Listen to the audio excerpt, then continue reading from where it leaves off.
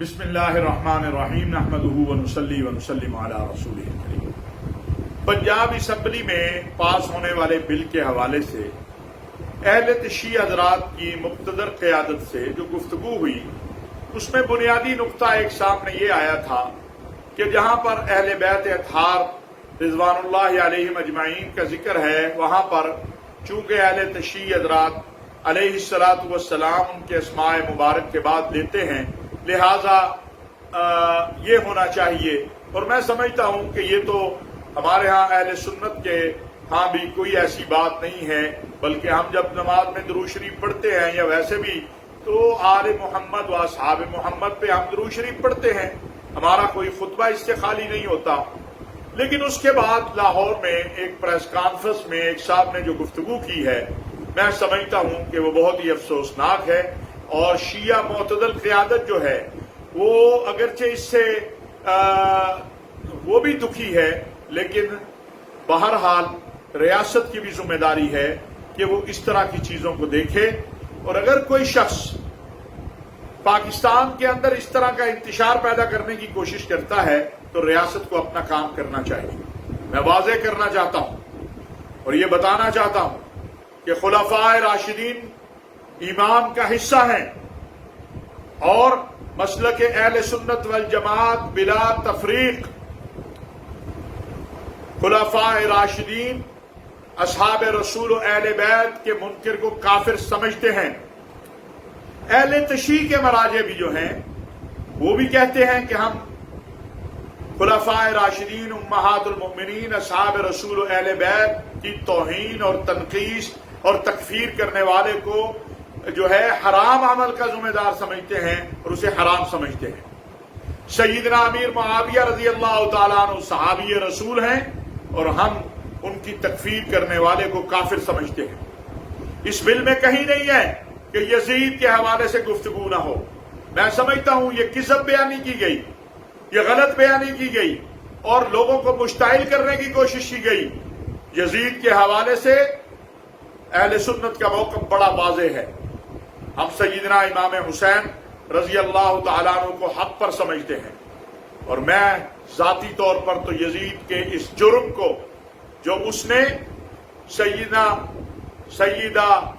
زینب کو اپنے دربار میں کھڑا کیا، میں سمجھتا ہوں یہ سب سے بڑا جرم ہے اس کا، اور اس حوالے سے ہمارا موقف بڑا واضح ہے۔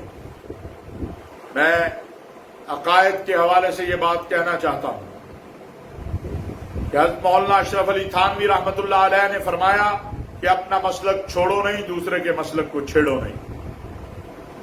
اگر آپ یہ بحث چوکوں چوراہوں میں شروع کریں گے تو اس سے ملک میں انتشار پیدا ہونے کے علاوہ کچھ نہیں آئے گا۔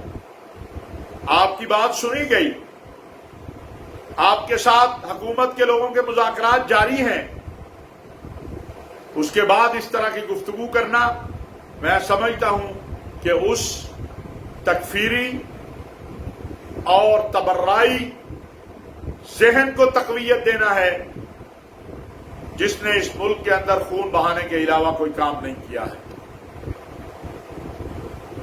آپ اہل سنت کے عقائد پر اگر اس طرح چوکوں چوراہوں میں حملہ آور ہوں گے تو اس کے نتائج میں جب اہل سنت اپنے عقائد بیان کریں گے تو پھر اس ملک کے اندر جو رواداری کی فضا ہے وہ قائم نہیں رہ سکے گی۔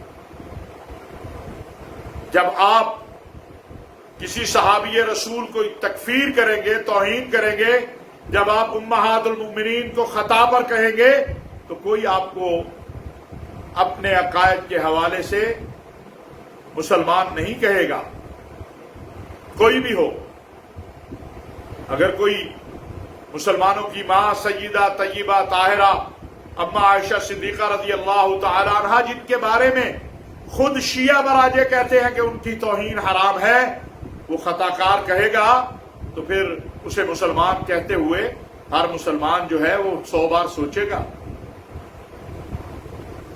ہم نہیں چاہتے کہ اس ملک کے اندر 80 کی اور 90 کی دہائی واپس آئے۔ مجھے دکھ سے کہنا پڑتا ہے کہ یہ جو کل کی پریس کانفرنس ہوئی اس میں جو انداز असहाब रसूल और अहले बैत रिजवानुल्लाह अलैहिम अजमाइन खुलफाए राशिदीन उम्महातुल मोमिनीन के हवाले से इख्तियार किया गया वो कतन दुरुस्त नहीं है और ये आग लगाने के मुतरादिफ है। हम आग बुझाने चले हुए हैं। इस मुल्क के अंदर गैर मुल्की एजेंट जो कुछ करना चाहते हैं वो सबको इल्म है। जनाब आप अपने अकायद अपने मदारिस में अपनी मसाजिद में अपने लोगों को जरूर बताइए।